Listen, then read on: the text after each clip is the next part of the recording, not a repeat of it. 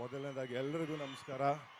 ಅಣ್ಣ Hartley congratulations 25 ವರ್ಷ ಪೂರೈಸಿದ್ದಕ್ಕೆ ನಮ್ಮ ಕನ್ನಡ ಚಿತ್ರರಂಗದಲ್ಲಿ. ಹಾಗೆಯೇ ನಮ್ಮಂಥ ಎಷ್ಟೋ ಯಂಗ್ಸ್ಟರ್ಸ್ಗಳಿಗೆ ಒಬ್ಬ ಅಣ್ಣನಾಗಿ, ಅಂದರೆ ನಮ್ಗೆ ಒಡ ಹುಟ್ಟಿದ ಅಣ್ಣ ತಮ್ಮಂದಿರಿರ್ಬೋದು, ನಮಗೆ ಒಡ ಹುಟ್ಟಿದ ಅಣ್ಣನ ಪ್ರೀತಿ ಕೊಟ್ಟು ಆ ಸ್ಥಾನ ಕೊಟ್ಟು ನಮಗೇನೇ ಒಳ್ಳೇದಾಗಿರ್ಬೋದು ಕೆಟ್ಟದಾಗಿರ್ಬೋದು ಈಗ ನಡ್ಕೊಂಡು ಹೋಗ್ರಿ, ಈ ಥರ ಹೋದ್ರೆ ನೀವು ಬೆಳಿತೀರಾ ಅಂತ ಬುದ್ಧಿವಾದ ಹೇಳಿದ್ದಕ್ಕೆ ಥ್ಯಾಂಕ್ ಯು ಸೋ ಮಚ್ ಅಣ್ಣ. ನಾನು ಜಾಸ್ತಿ ಮಾತಾಡೋಕ್ಕೆ ಹೋಗಲ್ಲ. ಒಂದು ಬಿಳಿ ಆನೆ ನಡೆಯೋಕ್ಕೆ ಶುರುವಾಗಿ ಇವತ್ತಿಗೆ 25 ವರ್ಷ ತುಂಬಿದೆ. ಆ ಮಧ್ಯದಲ್ಲಿ 1000 ನಾಯಿಗಳು ಕಚ್ಚಕ್ಕೆ ಬಂದರು, ಬೊಗಳಕ್ಕೆ ಬಂದರು, ಎಲ್ಲರನ್ನೂ ತುಳ್ಕೊಂಡು ಅದ್ರ ಪಾಡಿಗೆ ಜರ್ನಿ ಮುಂದುವರ್ಸ್ಕೊಂಡು ಹೋಗ್ತಾ ಇದೆ. ಈ 25 ವರ್ಷ ಅಲ್ಲ, ಇನ್ನೂ 50 ವರ್ಷನೂ ಈ ಆನೆ ಇದೇ ರೀತಿ ನಡ್ಕೊಂಡು ಹೋಗ್ಲಿ ಅಂತ ಕೇಳ್ಕೊಂತೀನಿ. ಥ್ಯಾಂಕ್ ಯು ಅಣ್ಣ. ಸೂಪರ್.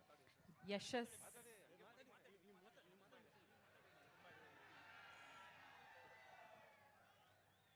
ಎಲ್ಲರಿಗೂ ನಮಸ್ಕಾರ. ಇವತ್ತು ಡಿ ಬಾಸ್ ಅವರ 25ನೇ ವರ್ಷ ಸಿನಿಮಾ ಇಂಡಸ್ಟ್ರಿಗೆ. ಅವ್ರು ಅಂತ ಇರ್ತಾರೆ, ನಾನು ವಯಸ್ಸಾಯ್ತು ಅಂತ. ಸರ್ ನಿಮ್ಗೆ 25 ವರ್ಷ ಅಷ್ಟೇ ಸರ್ ಆಗಿರೋದು. ಸೊ ಅವ್ರು ಇವತ್ತು 25 ವರ್ಷ ದೊಡ್ಡ ಬೆಳೆದು ನಿಂತು ದೊಡ್ಡ ಆಲದ ಮರ ಆಗಿದ್ದಾರೆ.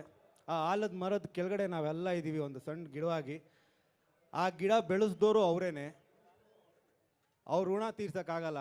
ಆ ಋಣ ತೀರ್ಸೋಕ್ಕಾಗಲ್ಲ ಅಂದ ಒಂದು ಮಾತಂತಾರೆ ಅವರು, ಹೀರೋ ಋಣ ಗಿಣ ಅಂತ ಏನೂ ಇಲ್ಲ, ಹಂಗೇನಾದರೂ ಇದ್ದರೆ ನಾಳೆ ದಿನ ನೀವು ಚೆನ್ನಾಗಾದರೆ ಅಲ್ಲ ಚೆನ್ನಾಗಿ ಆಗ್ತೀರಾ, ಚೆನ್ನಾಗಾದಾಗ ಒಂದು 4 ಜನಕ್ಕೆ ಹೆಲ್ಪ್ ಮಾಡಿ, ಆ ಹೆಲ್ಪ್ ಮಾಡ್ತೀರಲ್ಲ ಅವಾಗ ನಮ್ಗೆ ಋಣ ತೀರಿಸ್ದಂಗೆ ಅಂತ ಒಂದು ದೊಡ್ಡ ಮಾತು ಓಡಾಡ್ತಾರೆ.